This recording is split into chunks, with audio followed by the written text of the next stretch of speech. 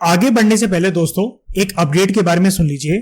अगर आप एक प्रॉपर ऑर्गेनाइज तरीके से अपनी यूपीएससी 2023 की तैयारी करना चाहते हैं और सबसे पहला जो टारगेट ऑब्वियसली बात है आपका प्रीलिम्स होगा, एक ऑर्गेनाइज मैनर में एक सब्जेक्ट को क्लासिफाई करते हुए और उसको जिस तरीके से आप ये वीडियो देख रहे हैं एक एक शब्द को गहराई से जाते हुए उसको एनालाइज करते हुए अगर आप इस तरीके से अपनी सभी सब्जेक्ट्स की ऑर्गेनाइज तैयारी करना चाहते हैं तो जैसे कि ये वीडियो हमारी live Google Meet foundation course का पार्ट है, आप इसी तरीके से हमारे फाउंडेशन कोर्स 2023 और इसके अलावा अगर आप 2024 की भी तैयारी कर रहे हैं तो वो भी अवेलेबल है।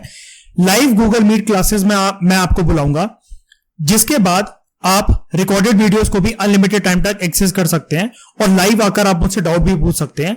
डेली क्लासेस हमारी होंगी मंडे से सैटरडे तक और उसकी फीस अभी तक इंडिया में सबसे कम रखी जाने वाली फीस है।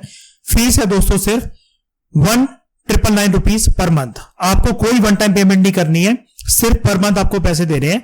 जिस तरीके से ये वीडियो है इसी तरीके से आप ऑर्गेनाइज वे में अपने सारे सब्जेक्ट्स की डेली तरीके से एक प्रॉपर शेड्यूल के साथ एक तैयारी कर सकते हैं ताकि प्रीलिम्स आपके लिए हर्डल ना हो। और क्वालिटी कंटेंट जैसा यहां पर प्रोवाइड करा जा रहा है, ऑब्वियसली बात है क्योंकि ये भी वीडियो उसी फाउंडेशन कोर्स का पार्ट है, तो आप खुद भी लाइव आकर इस फाउंडेशन कोर्स का पार्ट बन सकते हैं जहां पर सभी सब्जेक्ट्स आपको प्रॉपर तरीके से ऑर्गेनाइज वे में पढ़ाए जाएंगे और 2023 की आपकी प्रीलिम्स की तैयारी को स्मूथ बनाया जाएगा। थैंक यू दोस्तों। Hello everyone, welcome to True IAS and PCS. आज से हम लोग बात करेंगे पॉलिटिकल साइंस की क्लास 12 की दूसरी एनसीईआरटी के बारे में, जो कि हमारी रिलेटेड है पोस्ट इंडिपेंडेंस से रिलेटेड। पोस्ट इंडिपेंडेंस की एनसीईआरटी काफ़ी ज़्यादा इंपॉर्टेंट है, स्पेशली पीएसआईआर वाले स्टूडेंट्स के लिए, क्योंकि यहाँ पर आपको पूरा आज़ादी से लेकर 1947 के सिनेरियो से लेकर जो आज हमारा टाइम पीरियड है उस तक की पूरी झलक देखने को मिलती है, और वो भी सिर्फ 9 चैप्टर्स के अंदर। तो इसके अंदर डिटेल्ड आस्पेक्ट्स हैं, जिसके बाद देश की पॉलिटिक्स को एक जैसे स्कॉलर्स या फिर कोई पढ़ा लिखा व्यक्ति बात करता है तो वो बात करते कैसे हैं, ये चीज़ आपको इसमें ज़्यादा अच्छे से समझ में आएगी। ठीक है, तो पहला चैप्टर है पार्टीशन के बारे में। अब पार्टीशन एक ऐसा टॉपिक है जो कि सबको पता होना चाहिए and which is very important aspect from every examination. ठीक है, तो यहाँ पर देखो, सबसे पहले एक इंट्रोडक्शन की बात करते हैं। हिंदूज़ एंड मुस्लिम्स यहाँ पर कोलकाता के अंदर आपको दिख रहे हैं 1947 के अंदर। यहाँ पर कुछ कम्युनल वॉयलेंस चल रही थी और यहाँ पर दोनों के दोनों आपको फ्लैग्स देखने को मिल रहे हैं ऊपर, इंडिया और पाकिस्तान के ट्रक्स के ऊपर लटके हुए ये रहे। ठीक है, और ये जो फोटो है ये मतलब दोनों कंट्रीज़ अपने आज़ादी की खुशियों का जश्न मना रहे हैं।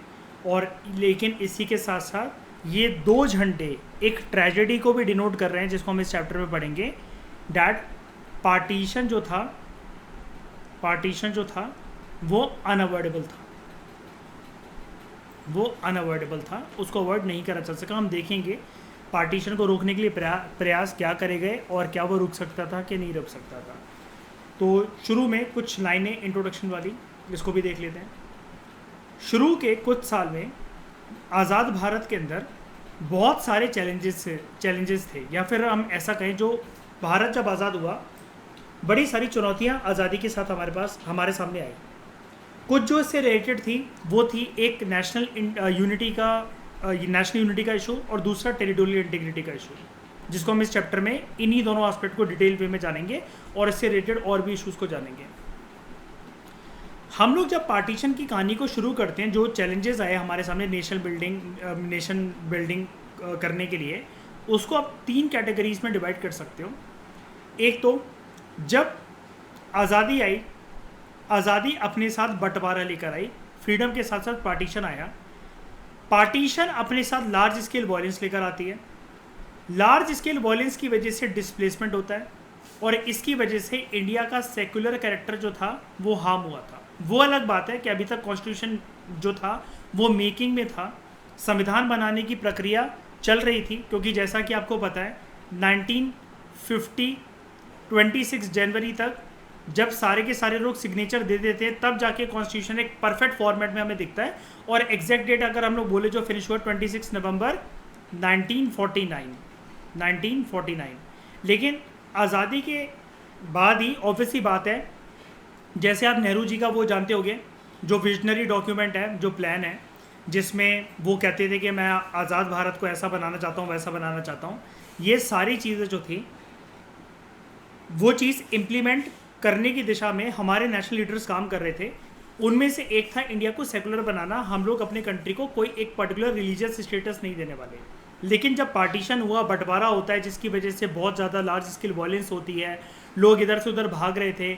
आप यकीन नहीं मानोगे, इस चैप्टर में जब हम पढ़ेंगे कि लोगों को पता भी नहीं था कि जिस दिन आज़ादी होती है कि वो इस टाइम पर पाकिस्तान की धरती में खड़े हैं या हिंदुस्तान की धरती में खड़े हैं। उसका सिंपल सा रीज़न दोस्तों ये होता है, लैक ऑफ कम्युनिकेशन चैनल्स। कोई रेडियो नहीं, कोई अखबार नहीं, फिर बंटवारा हो रहा है। किसी के रिश्तेदार लाहौर, मुल्तान वगैरह साइड, सिंध साइड हैं, किसी के रिश्तेदार भारत में, इंडिया में हैं, जो कि मतलब मेन इंडिया माना जाता है। तो लोगों को पता ही नहीं था। फिर आपने मूवीज़ लाइक गदर, एक प्रेम कथा, ऐसा वो जो सनी देओल की, वो देखी होगी आपने। पार्टीशन मूवी देखी होगी आपने। भाग मिल्खा भाग देखी होगी। तो उसमें आप देख सकते हो कि सिर्फ अंग्रेज़ों की डिवाइड एंड रूल पॉलिसी की वजह से, जो कि जाते जाते जाते जाते आज़ादी तो हमें दे गई, लेकिन हिंदू मुसलमान का इशू कितना ज़्यादा ब्रॉड कर गई। लोग ये भूल गए आज़ादी की लड़ाई में, जहाँ पर हिंदू मुसलमान जैसा कोई टॉपिक नहीं था। हमें आज़ादी, आज जो हमारे एक तरीके से आप कह सकते हो, जो लोग जो कि इंडिया का पार्ट थे, आज वो पाकिस्तान में है, उनका भी बहुत अहम योगदान है हमारी आज़ादी में, क्योंकि थे तो हम लोग इंडिया ही ना।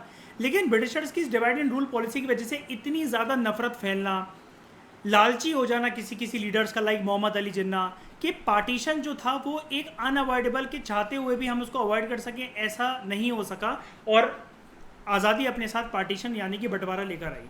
दूसरा, हमारे सामने क्वेश्चन ये भी था कि प्रिंसली स्टेट्स को कैसे इंटीग्रेट करना है। जब भारत आज़ाद हुआ, अब कई लोग ये भी कहते हैं, जैसा कि मैं आपको मॉडर्न इंडियन हिस्ट्री में पढ़वाऊँगा, ध्यान से समझना इस बात को, कि कई लोग ये भी कहते हैं अंग्रेज़ों का आना काफ़ी ज़्यादा सही भी था।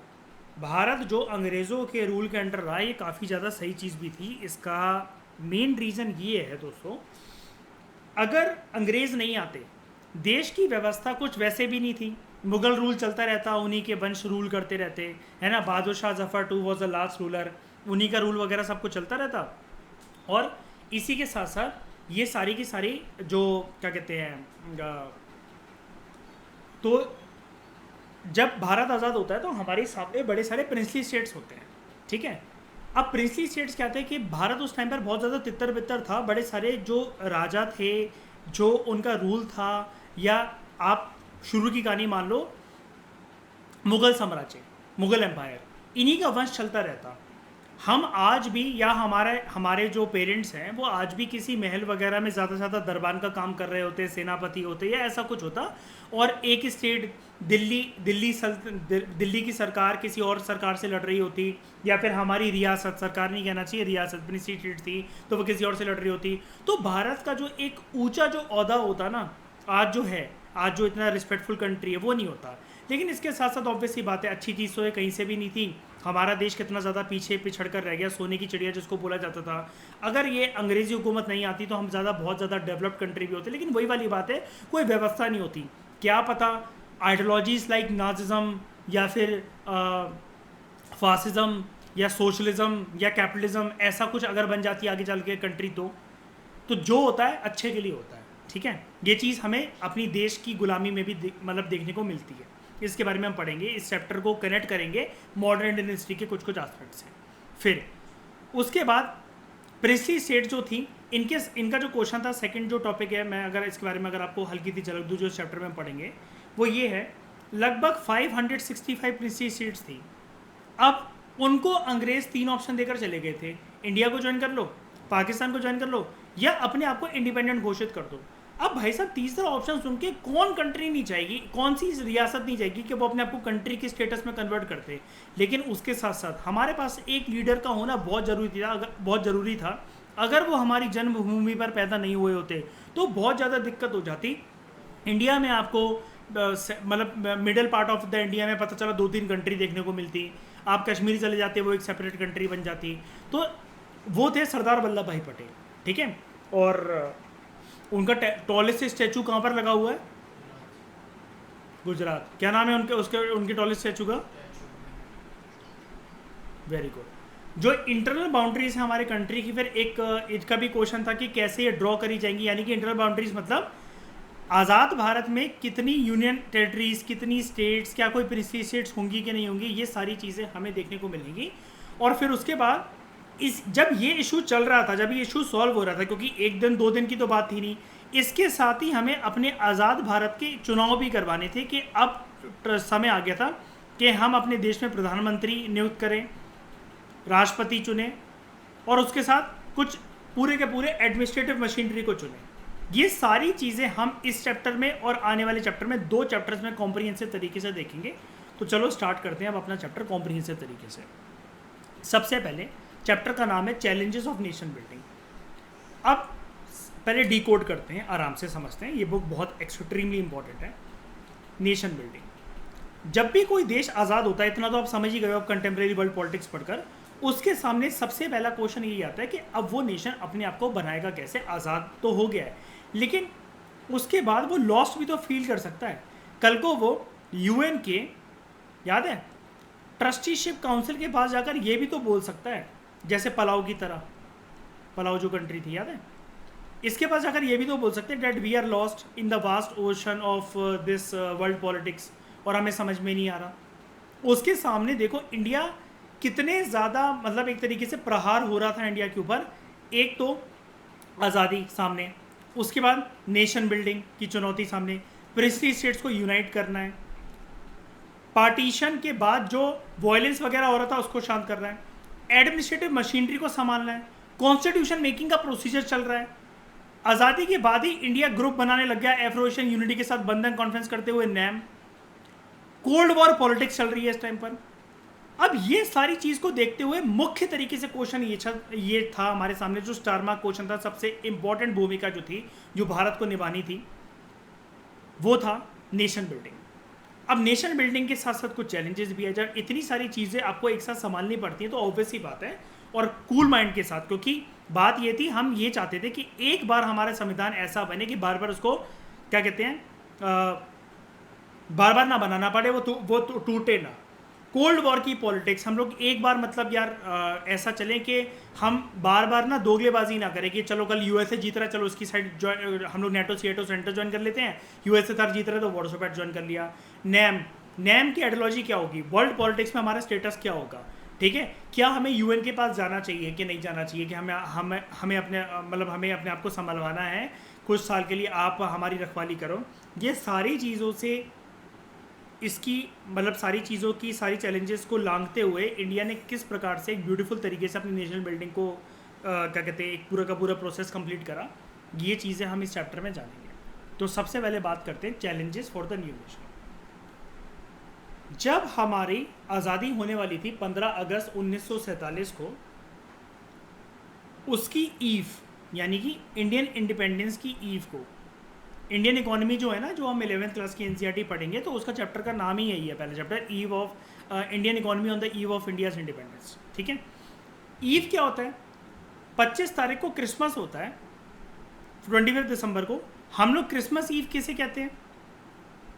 24 की शाम को, कि 12 बजेंगे और क्रिसमस आ जाएगा। ऐसे ही अगर मैं बोलूँ ईव ऑफ इंडिया इंडिपेंडेंस क्या है, 12 से 14 की मिडनाइट का समय, इस टाइम पर इंडिया ने आज़ादी अपनी प्राप्त कर ली।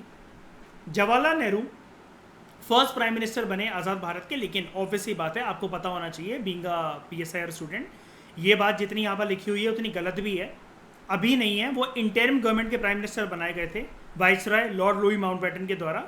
तो first prime minister of free India बने जाने थे, ये चीज़ निश्चित थी, लेकिन अभी इंटरिम गवर्नमेंट चल रही थी। आपको पता है ना कि अभी जब कॉन्स्टिट्यूशन ही नहीं बना है तो आप सरकार कैसे बना लोगे, क्योंकि इलेक्शंस नहीं हो रहे हैं, तो फिर हम इनको प्रधानमंत्री थोड़ी ना कह सकते हैं। लेकिन कुल मिलाकर चलो ठीक है, जिस लेवल की एनसीईआरटी है उस पर हम बोल देते हैं ये प्राइम मिनिस्टर थे। लेकिन मैं आपको बस एक बारीकी से बात बता रहा हूँ कि मैंने बताया था ना आपको एक बार ये चीज़, कशिश याद है कि अगर वो आपसे पूछे कि 1947 से लेकर 1950 तक इंडिया को रूल कर कौन रहा था, क्योंकि कॉन्स्टिट्यूशन तो 26 नवंबर 1949 को रेडी होता है, 26 जनवरी 1950 को इम्प्लीमेंट होता है ना, तभी तो हम लोग अपने देश को रिपब्लिक घोषित करते हैं। तो ये 2.5-3 साल के लिए चला कौन रहा था हमारा देश? तो वो इंटरिम सरकार थी, जिसको अभी भी लॉर्ड लुई माउंटबेटन रुके हुए थे यहाँ पर भारत के अंदर, और उन्होंने एक प्रकार से इंडिया के लीडर्स को रिस्पॉन्सिबिलिटी देती थी, आप एक टेम्परेरी सरकार बनाकर जब तक आपकी इलेक्शंस की प्रक्रिया, संविधान बनाने की प्रक्रिया कंप्लीट नहीं होती, आप ये चीज़ कर सकते हो। अब कॉन्स्टिट्यूएंट असेंबली का उस रात को एक सेशन चल रहा था, ठीक है। रात को आप ऐसा कह सकते हो काइंड ऑफ, मतलब बस एक लेमन लैंग्वेज में समझो, संसद भवन जागा हुआ था। रात को नेहरू जी वहाँ पर जाते हैं और एक स्पेशल सेशन वहाँ पर होता है। अब आपने स्टूडेंट ऑफ द ईयर पहला वाला पार्ट देखा होगा, आलिया भट्ट, वरुण धवन और सिद्धार्थ मल्होत्रा वाला। तो उसके अंदर उनको एक टास्क मिलता है कॉलेज के अंदर, मैंने आपको बताया था। तो ट्राइस्ट विद डेस्टिनी की स्पीच का जिक्र आपने वहाँ पर सुना होगा, नहीं सुना है तो आज यहाँ पर सुन लो, आप अच्छे से जान जाओगे इसको। तो this was the famous tryst with destiny speech, जिसके बारे में हम फेमिलियर हैं। अब देखो, ट्राइस्ट विद डेस्टिनी, चलो किस्मत के साथ कुछ खेल खेलते हैं और अपनी किस्मत को आजमाते हैं। अब ये एक ऐसा मोमेंट था जिसके लिए हिंदुस्तानी जो लोग थे वो बहुत शिद्दत से इंतज़ार कर रहे थे, ठीक है। ध्यान से सुनना, ट्राइस्ट विद डेस्टिनी स्पीच में उन्होंने कहा क्या। वो ये कहते हैं कि आपने नेशनल मूवमेंट के बारे में अपनी हिस्ट्री टेक्स्ट बुक में पढ़ा होगा, राइटर आपसे ये कह रहा है, हटाओ राइटर को, बाढ़ में जाता हूँ। लेकिन हमारे सामने दो गोल्स ऐसे थे जिस पे सब लोग एग्री करते थे, क्या कि आज़ादी के बाद हमें अपनी देश को चलाना है एक ऐसी सरकार से जो कि डेमोक्रेटिक प्रोसीजर से बनी हो, ठीक है। बिल्कुल यही एक हमारे सामने वो था। ये सारी बातें याद हैं, नेहरू जी ने आज़ादी से पहले ही कह दी थी, मुझे उस डॉक्यूमेंट का जल्दी फटाफट नाम बता दो, और जिसने नहीं बताया वो गया मेरे हाथों। यही वो पार्टीशन का डॉक्यूमेंट था, पार्टीशन का नहीं, सॉरी, इंटीग्रेशन का, ऑब्जेक्टिव्स रेजोल्यूशन। क्या यार, नहीं, प्रियम्बल वर्ड ही नहीं यूज़ होता है। अभी संविधान तो बनने दो, 1947 देख नहीं रहे हो, संविधान बनने के बाद आता है प्रियम्बल। तो ऑब्जेक्टिव्स रेजोल्यूशन, तुम्हारी ट्रेडिंग क्लास कम करके मुझे यूपीएससी क्लासेस बढ़ानी पड़ेंगी, ठीक है। आज़ादी के बाद हमारी कंट्री के सामने ये सवाल था, सबसे पहले गोल था, एम था कि हम लोग अपनी सरकार का गठन करेंगे थ्रू डेमोक्रेटिक प्रोसीजर। दूसरा, government will run for the, मतलब सरकार जो काम करेगी किसके लिए, ये वाली बात समझना। मैं अभी पहले बोल देता हूँ, फिर मैं समझाता हूँ। आप कहोगे अरे बच्चों वाले रूल्स, ये क्या, आज़ादी के बाद कोई भी कंट्री ऐसी बात करेगी? नहीं, इसका एक पर्पस है।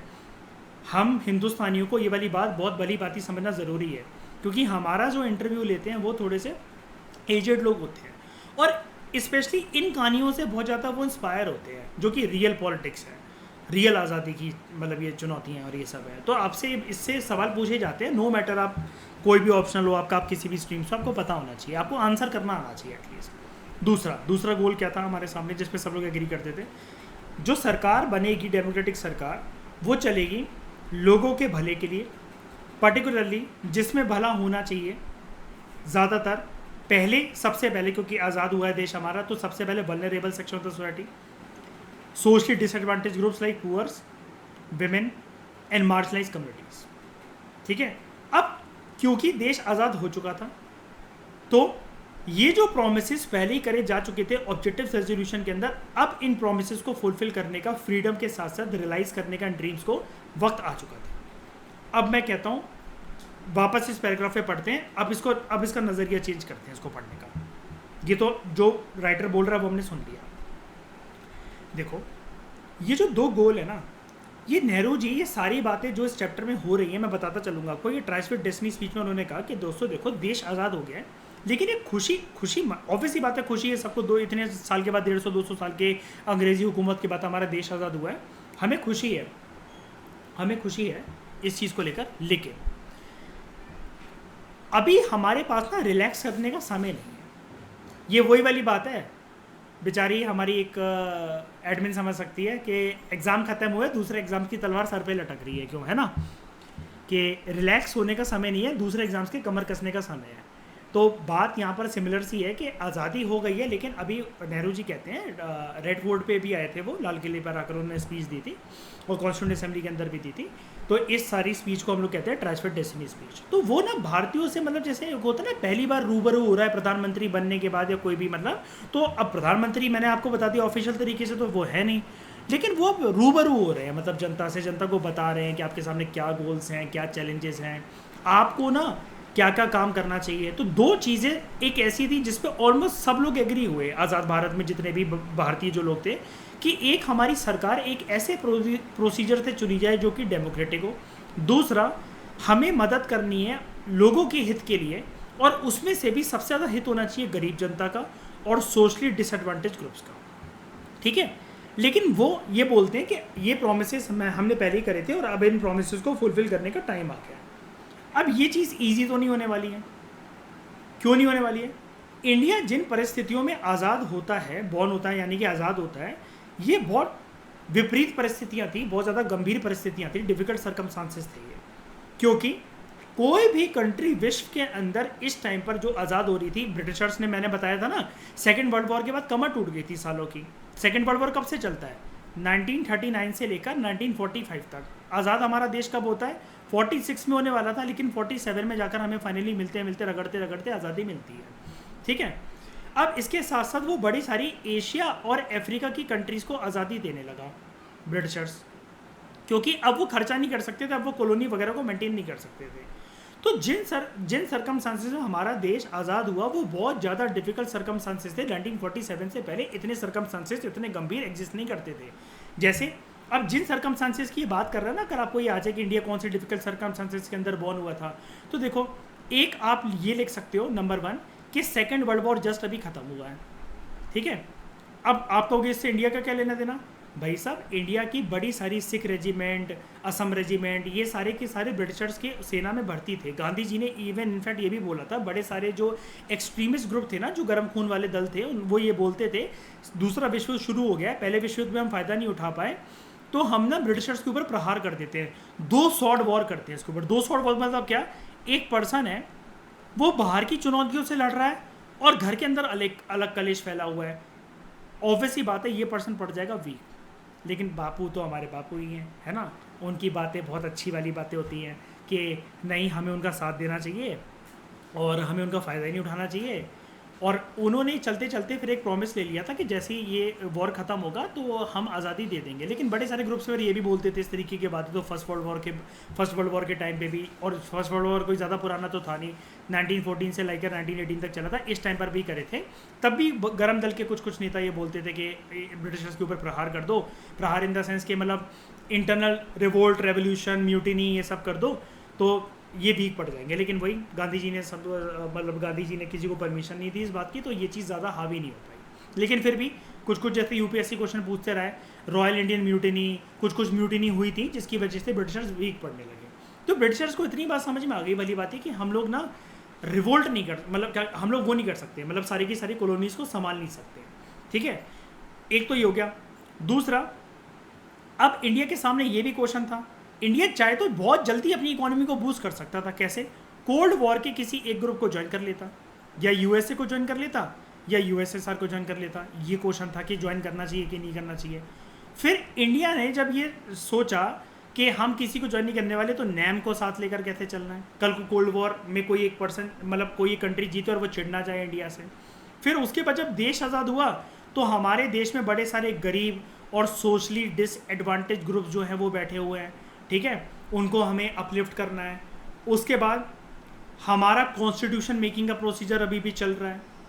फिर इंटरिम गवर्नमेंट जो वर्क कर रही है उसको देखकर चलना है। और एक और बात बताता हूँ जो कि आपको पता है, याद है कॉन्स्टिट्यूंट असेंबली 2 पर्पज़ से मिलती थी। किसी दिन वो मिलती थी लॉज बनाने के लिए, जैसे ऐसा मान लो MWF लॉज बनेंगे एंड TTS बनेगा हमारा कॉन्स्टिट्यूशन, तो साइमल्टेनियसली लॉज भी बन रहे थे।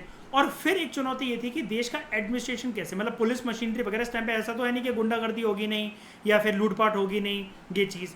फिर और बताता हूँ, पार्टीशन जो हो रहा था उसके इश्यूज़ को लेकर चलना था, ठीक है, कि इश्यूज़ मतलब डिस्प्लेसमेंट, जो लोग डिस्प्लेस हो रहे हैं, पाकिस्तान के कुछ लोग हिंदुस्तान रह गए, हिंदुस्तान के कुछ लोग पाकिस्तान रह गए।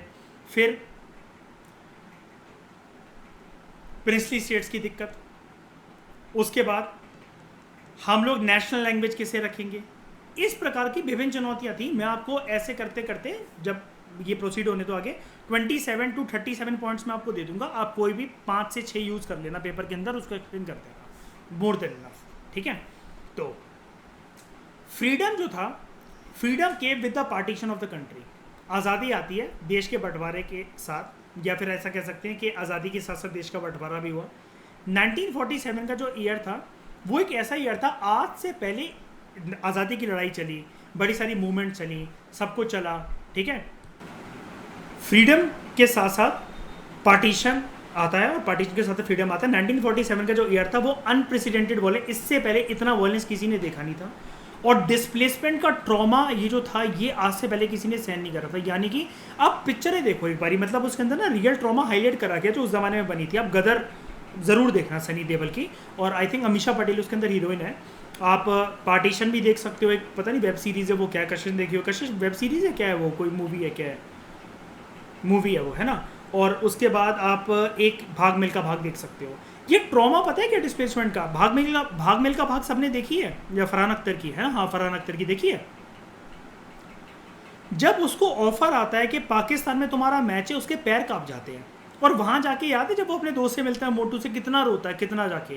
यार क्या होता है, क्योंकि याद है एक सीन आता है उसके अंदर फ्लैशबैक करके, जब वो घर वापस जाता है तो वो पूरे के पूरे परिवार वालों को मरा हुआ पाता है कीचड़ में जाकर। कितना ट्रॉमा वाली बात है कि आपका मतलब संसार में कोई भी नहीं रहा, सिर्फ वो अपनी बहन के साथ टेंट में वो रहता है ना। जीजा भी उसका अच्छे से ट्रीट नहीं करता, शादी से पहले कैसे मतलब दब कर रहता था, बाद में कितना ज़्यादा हावी हो जाता है, उसकी बहन को भी ट्रॉमा देता है और इसको भी, ये उस टाइम पर छोटा होता है। ये सारी चीज़ें ना, बात यहाँ पर मिल्खा की नहीं है, ये सारी चीज़ें जो पार्टीशन से पहले लोगों ने सही है, ये एक रियल चीज़ है। इस सिचुएशन के अंदर जो इंडिया इंडिपेंडेंट होता है वो अपनी जर्नी स्टार्ट करता है इन सारे ऑब्जेक्टिव्स को अटेन करने के लिए, कि इन सारे चैलेंजेस को हमें ओवरकम कैसे करना है। अब आज़ादी के साथ साथ इस तरीके के ये जो टर्मोइल से समझते ना, उथल पुथल ये जो मच रही थी, इसकी वजह से हमारे जो लीडर्स थे उन्होंने ऐसा नहीं है कि अपनी नज़रें बिल्कुल साइड हटा ली कि ये मल्टीपल चैलेंजेस हैं जो कि नेशन के सामने हम एक एक करके सॉल्व करेंगे। नहीं, हिंदुस्तान की आज़ादी की ब्यूटी ही यही है। आप हमेशा यही लिखना, यही बोलना कि ये मल्टीपल चैलेंजेस को सेम टाइम पे मतलब सारे के सारे हमारे नेशनल लीडर्स फोकस कर रहे थे। अब देखो, मुझे ऐसा बोलना नहीं चाहिए लेकिन चैनल मेरा और बात तो सही है तो मैं ही बोलूँगा यहाँ पर। तो गांधी जी की तो आदत थी हर बात पे करवा चौथ रखने की। आज़ादी होती है तब भी वो खुशी मनाने नहीं आते। आई थिंक पता नहीं कहाँ पर बेलगांव में वो थे, मतलब उस टाइम पर जब ये सब कुछ चल रहा था प्रोसीजर, कॉन्स्टिट्यूंट असेंबली में सब लोग उनको बुला भी रहे थे, उनको पोस्ट भी ऑफर करी जा रही थी। लेकिन वही है कि आप रूठी हुई गर्लफ्रेंड को कितना ही मना लोगे, जिसकी आदत है मुंह फुलाने की सुअर की तरह, तो वो फुलाएगी ना, वो तो मुँह है, वही वाली बात है। तो सेम चीज़ यहाँ पर हुई कि जिसको रूठना था वो रूठे। लेकिन पॉइंट ये कि अब नेशनल लीडर सतर्क हो गए थे कि हमें ना मल्टीपल चैलेंजेस को एक साथ टैकल करना। आप इनमें से मुझे ज़रा एक भी चीज़ बता दो कि जो एक एक करके हो सकती थी। मैंने ये लिस्ट इसलिए रखी थी, अब मुझे बता दो ज़रा, ये जो लिस्ट आपके सामने मैंने बनाई थी ये वाली पॉइंट्स की, ये इसलिए मैंने बनाई थी। मुझे इसमें से बता दो कि ज़रा कोई भी एक प्रायोरिटी का टॉपिक बता दो कि जो आप मुझे कह दो कि इससे सबसे पहले स्टार्ट करना चाहिए, बताओ, और फिर मैं मारता हूँ तुम लोगों की तशरीफ। जल्दी बताओ, एक टॉपिक बता दो कि इससे स्टार्ट नहीं कर सकते क्या सबसे पहले नेशन बिल्डिंग का टास्क, या फिर ये टॉपिक नहीं लग रहा आपको इसमें से सबसे ज़्यादा इंपॉर्टेंट। बताओ इनमें से कोई भी टॉपिक है कि जिसकी इंपॉर्टेंस दूसरे वाले से कम या ज़्यादा हो, बताओ। है क्या? सिर्फ मुझे एक बात बताओ, क्या सिर्फ इंटरनल चैलेंजेस थे रागनी, एक्सटर्नल चैलेंजेस नहीं थे?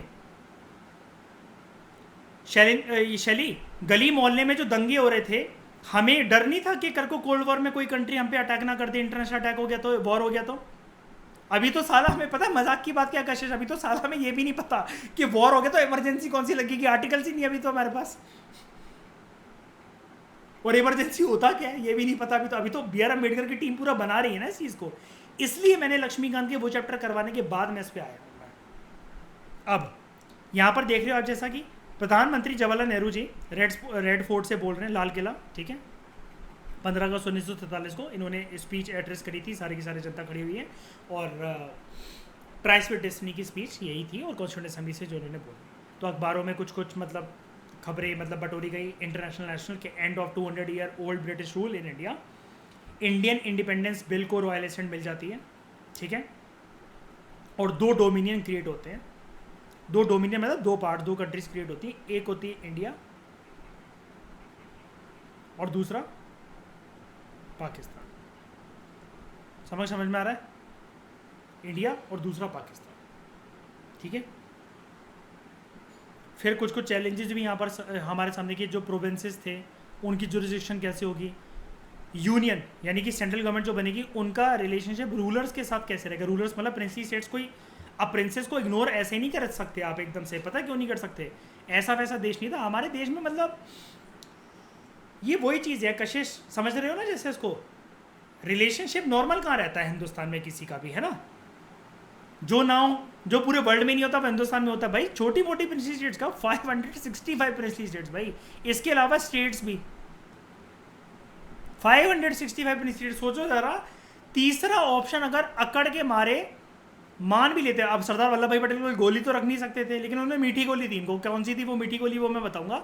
लेकिन तीसरा ऑप्शन अगर मान के बैठ जाते हैं, शैली सोचो जरा, क्या आपको आज़ादी, जो इन्होंने 3 ऑप्शन दिए ना, हिंदुस्तान को ज्वाइन कर सकते हो, पाकिस्तान को ज्वाइन कर सकते हो, या आज़ाद रह लो। सोचो जरा, 565 रियासतें आज़ादी की तरफ बढ़ पाती, तीसरे ऑप्शन को अपना लेती, तो कशिश आप और मैं एक दूसरे की तरफ आने के लिए वीज़ा और पासपोर्ट का सहारा लेकर आते, और कितनी ही कंट्री से पास होना पड़ता बीच बीच में। सोचो,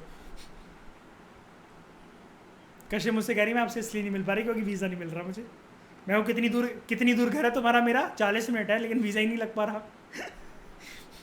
यहाँ सच में ये अभी जो हम सोच रहे हैं, इमेजिन करके देखो जरा इस चीज़ को। कितनी लव स्टोरीज तो यार मयूर यार ऐसी दबी रह जाती हैं यार। लॉन्ग डिस्टेंस रिलेशनशिप जो थे, वो तो शॉर्ट डिस्टेंस में भी लॉन्ग डिस्टेंस रिलेशनशिप चलते रहते। ये चीज़ है। मोहल्ले मोहल्ले का प्यार छोड़ो, पता चला वो घर दिख रहा है, वो दूसरी कॉलोनी है, बस वो एक फ्लाईओवर के बाद वो घर बने हुए हैं, और सैयारा खेल रहे हैं दोनों एक था टाइगर की तरह। हाँ, बल्ले बॉल तो फिर भी ठीक थी। यहाँ पर तो कंट्रीज की बात हो गई है पूरी की पूरी, और एक भी नहीं, चलो एक दो, चलो ठीक है भाई, एक दीवार बनी हुई है, जिग जैग पूरे देश का स्ट्रक्चर ही ऐसा ऐसा ऐसा ऐसा होता, कोई शेप नहीं होती, कोई कुछ नहीं होता। लोग कह रहे हैं कि फरीदाबाद कंट्री कैसी ऐसी, दिल्ली कैसी ये, ग्वालियर कैसी ये चीज़ होती। अब इतनी बात समझ में आ गई, इंट्रोडक्शन समझ में आ गया अच्छे से। अब इसको डिटेल्ड वे में जानेंगे। याद है 3 चैलेंजेस जो हमने यहाँ पर पढ़े इंट्रोडक्शन में, इसलिए मैंने पढ़ाए थे ये 3 चैलेंजेस। इस चैप्टर को अब 3 पार्ट्स में डिवाइड करेंगे और तीनों चैलेंजेस के बारे में इत्मीनान से देखेंगे। इस डिस्कशन में फिलहाल इतना ही। Thank you very much for discussion.